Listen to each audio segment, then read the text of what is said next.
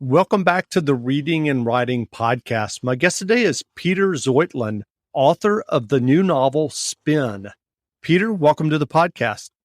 It's great to be here, Jeff. Thank you. Sure. Well, if someone hasn't yet heard about your new novel Spin, how would you describe the novel? Well, Spin is a work of historical fiction. It's my ninth book with my first novel. I'd never written fiction before.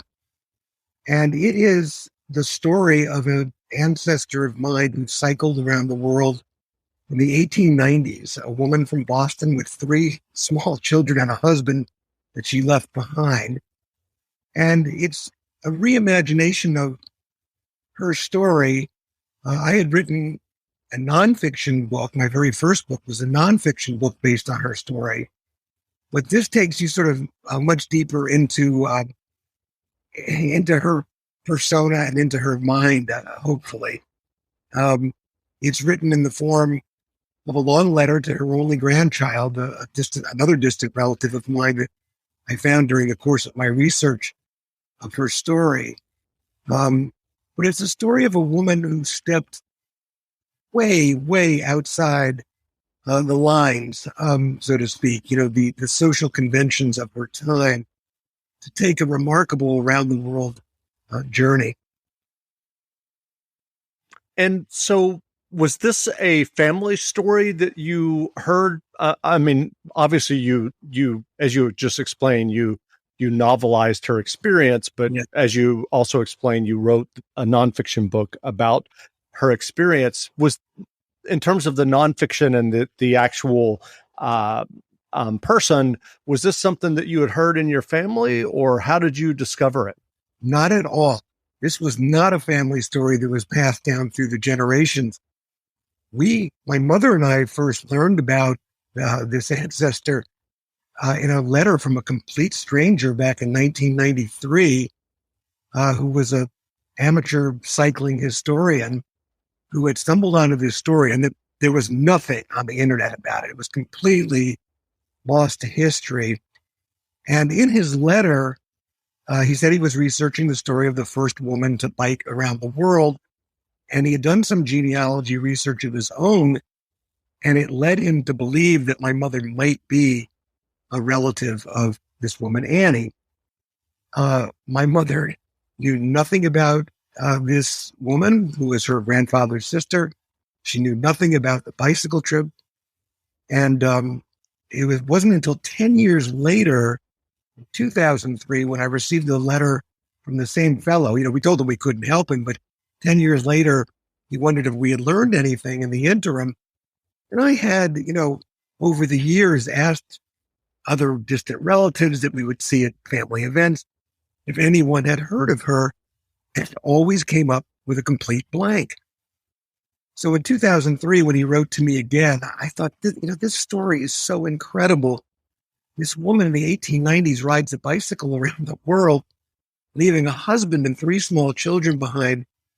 Well, why does nobody in my family know this story? And that's when I decided to pursue it on my own, not knowing how far I would get, given there was a complete paucity of information out there about her.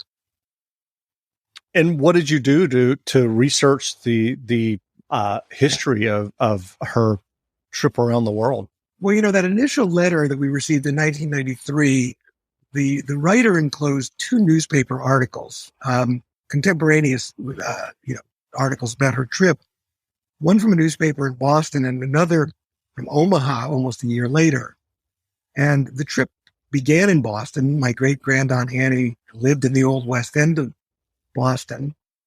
And there was a clue in one of those letters that he had, one of the articles that he had enclosed, which said that the trip actually began at the steps of the Massachusetts State Capitol.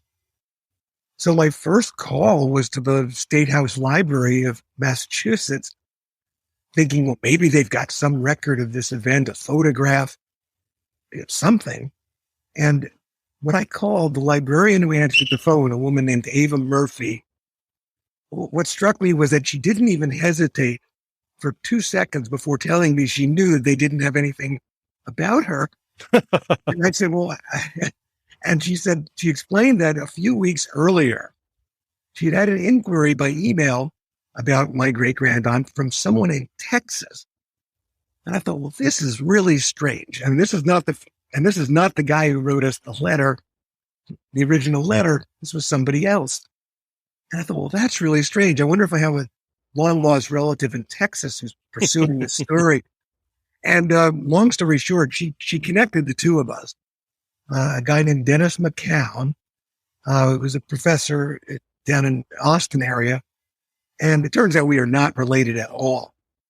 But he stumbled onto Annie's story in a most remarkable way himself. If we have time, I could tell you that story. But sure, it's what got me going. So I know this will seem quite tangential, but I promise you it'll be worth it. Dennis explained to me that he stumbled onto Annie's story while researching a story of an ancestor of his own, a woman from El Paso named Helen Beulah Morose. Helen had been married to a ne'er-do-well named Martin, a cattle rustler, and Martin had been arrested in El Paso on a cattle rustling charge in 1895. And she and Helen and Martin escaped across the Rio Grande into Juarez, Mexico. But she decided to come back into El Paso to hire a lawyer to represent him. And she hired a man by the name of John Wesley Harden.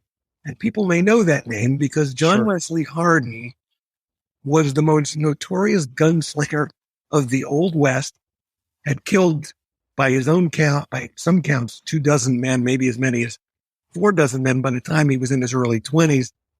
And now, having served half his life in prison and been released, he was now, believe it or not, practicing law in El Paso. And Helen hired him, and they quickly became embroiled in a very intense affair.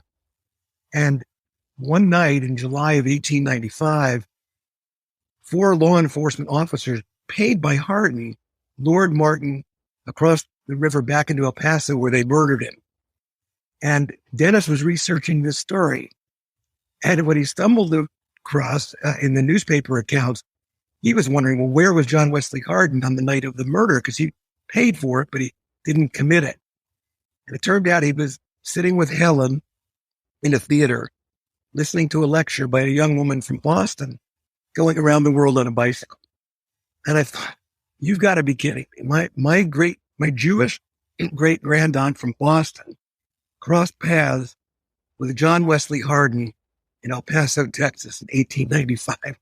And I said, I have got to get to the bottom of this story. It's just so incredible.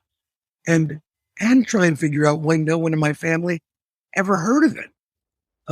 So that's what got me started in earnest. And took me 4 years of pretty steady work to painstakingly start to piece her story together, mainly relying on old newspaper accounts, because it turns out she was a very gifted self-promoter with a very modern sense of celebrity, and left, as it turns out, a trail of newspaper coverage all over the world about her trip.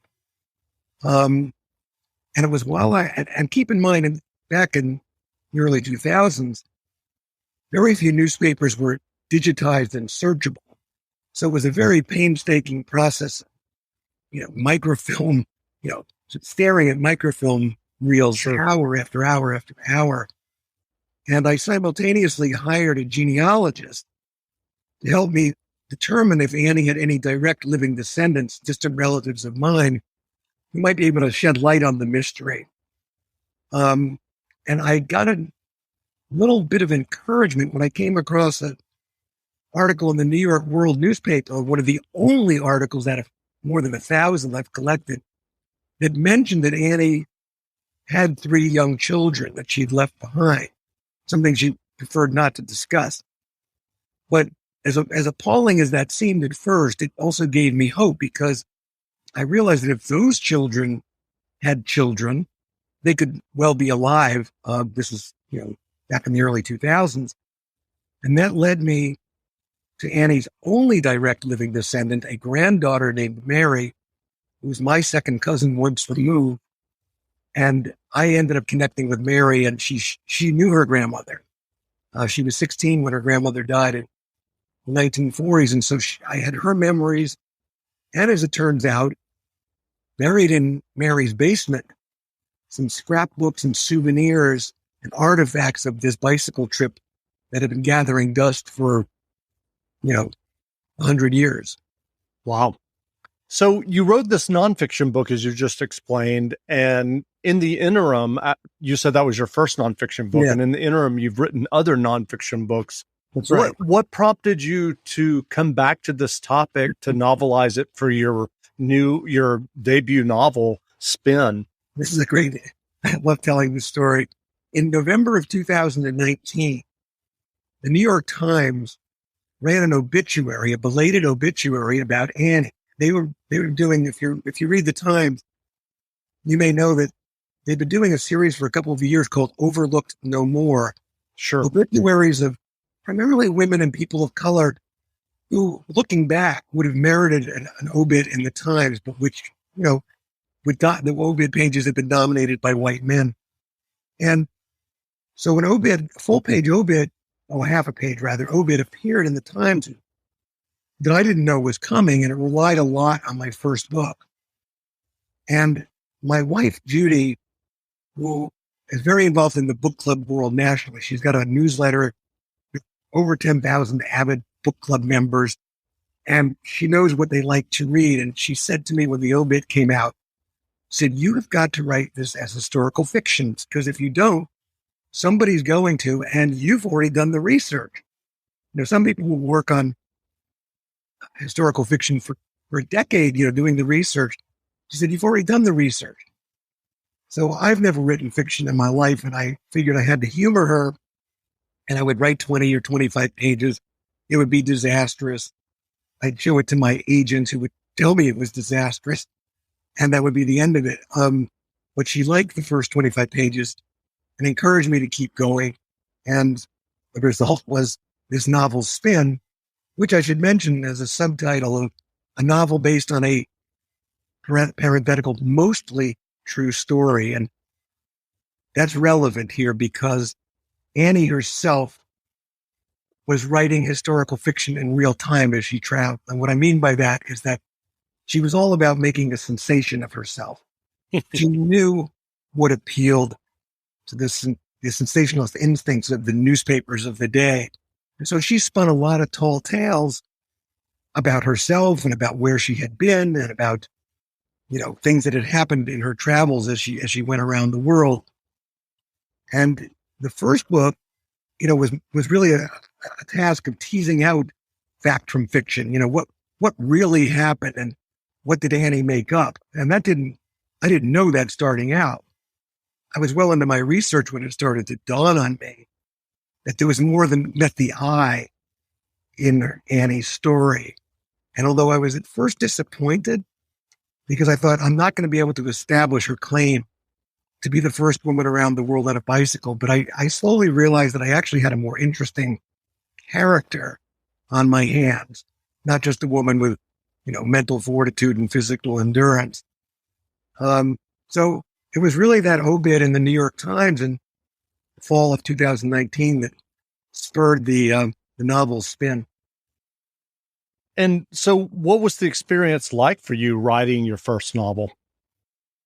It was, it took me a little while to get over thinking I can't do this because I've never done it before.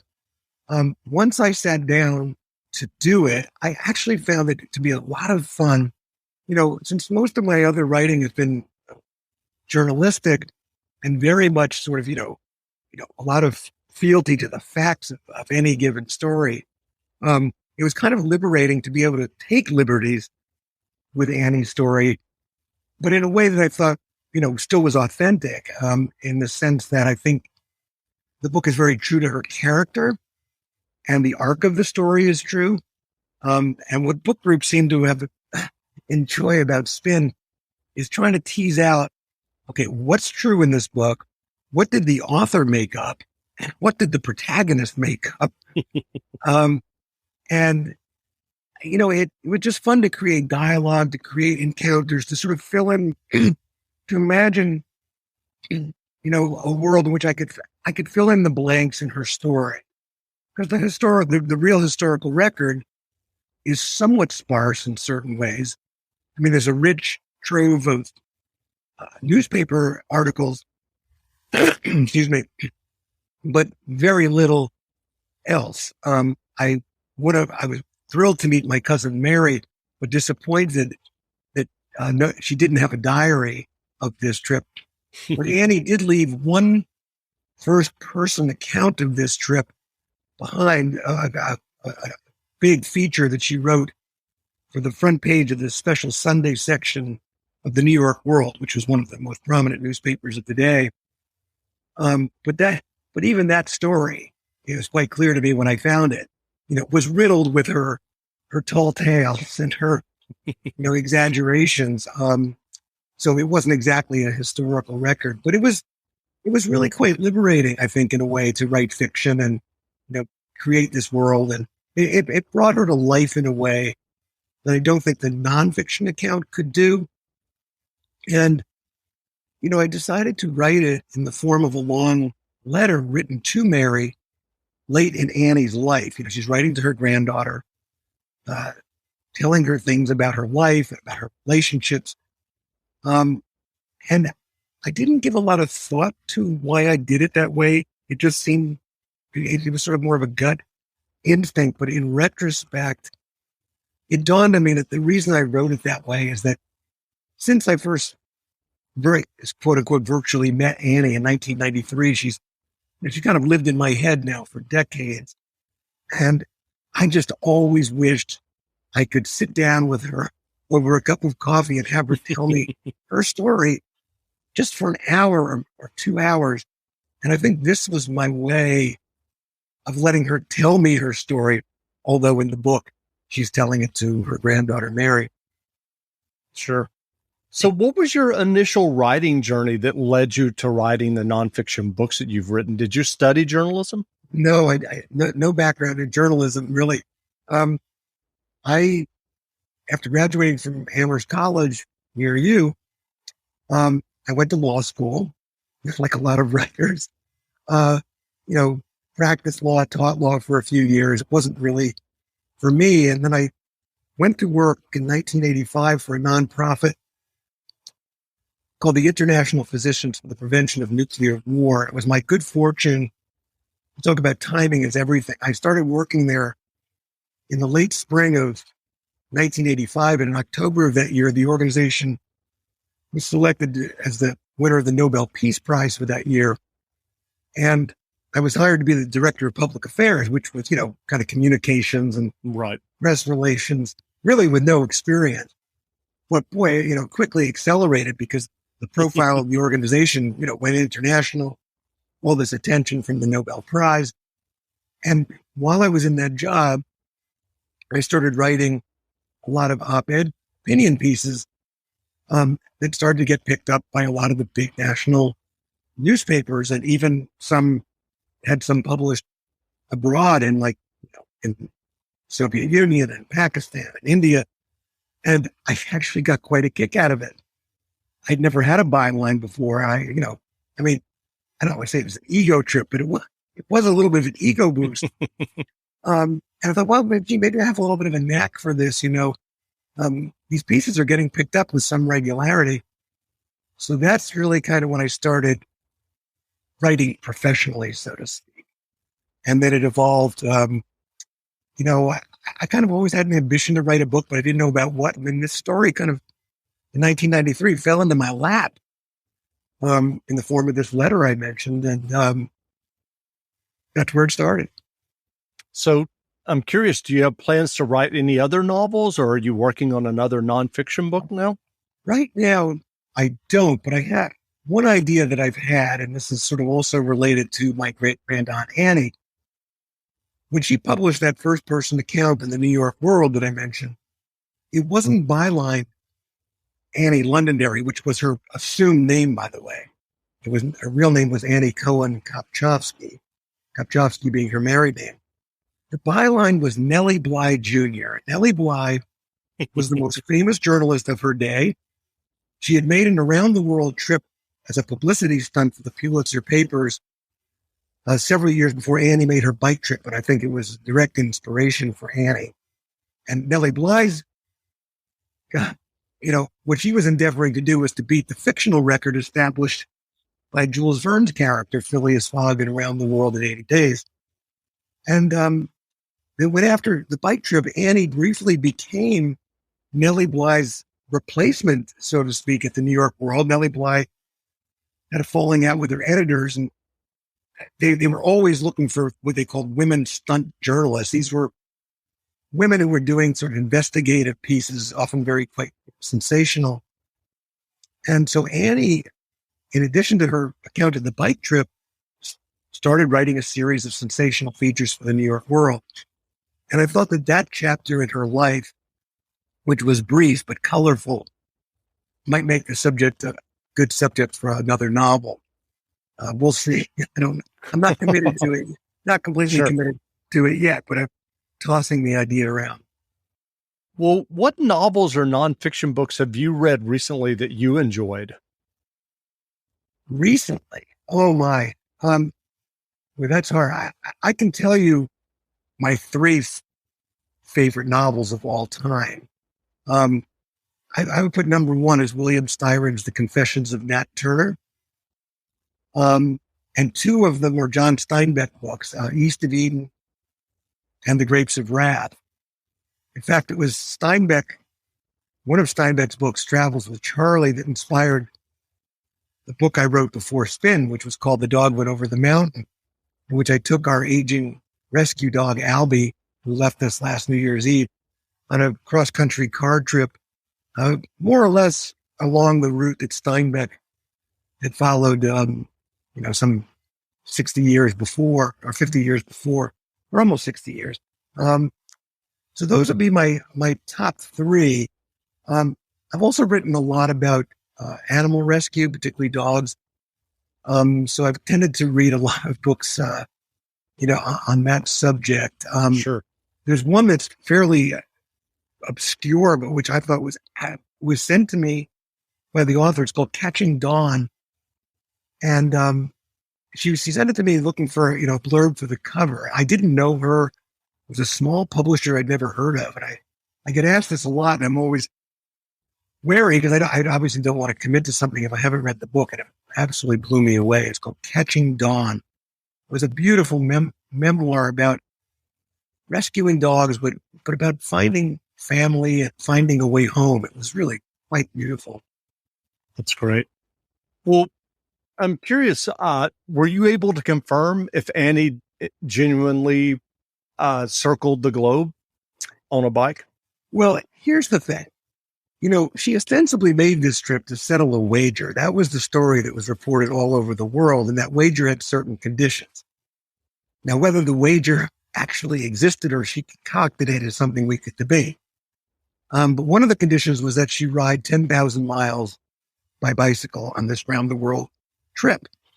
Now, ironically, when she wrote her first-person account for the New York World, she claimed to have logged exactly 9,604, which is an awfully precise number, and less than the amount to which she was publicly committed. She absolutely made a trip around the world. In my estimation, she rode, probably anywhere between 5,000 and 7,000 miles on a bicycle, but she covered a lot of ground and water, by ship. I mean, obviously no one can literally ride around the world on a bicycle, but she took considerable liberties with her means of travel, particularly in certain parts of the world. I would say that I think she has a real purchase on the claim to have been the first woman to ride across the American continent, although not in one contiguous stretch, because she first traveled from New York to Chicago, reversed course, went around the world traveling eastward, arrived in San Francisco, and then rode back to Chicago. There were some stints by train in there, but most of her riding was in the United States and in France. So, we'll never know. Go ahead. I was going to say, we'll probably never know exactly what happened.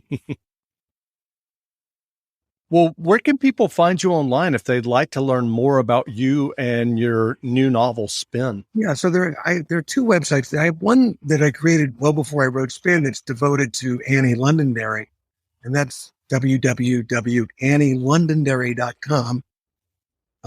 I should mention briefly, if I can, Jeff, that the name Londonderry was adopted by Annie because the Londonderry Lithia Spring Water Company of Nashua, New Hampshire, was her first corporate sponsor.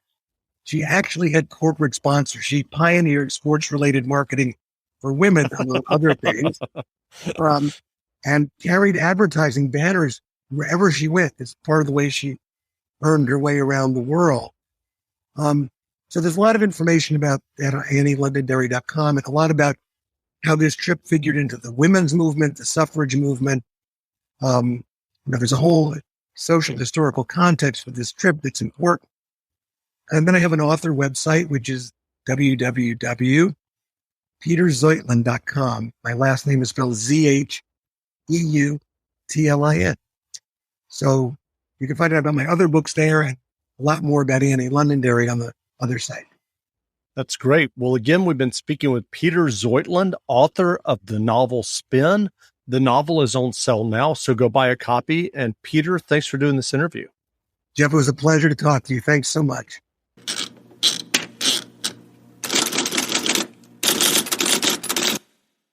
Give your heart some love with circulation-boosting bioactives, proven to improve blood flow for better oxygen and nutrient delivery. Boost circulation from day one for better cardiovascular performance that keeps improving over time. Try CocoVia Cardio Health Supplement, available as a capsule or a powder. Visit cocovia.com today. That's COCOAVIA.com and use coupon code CCV20 to get 20% off your order. These statements have not been evaluated by the Food and Drug Administration. This product is not intended to diagnose, treat, cure, or prevent disease.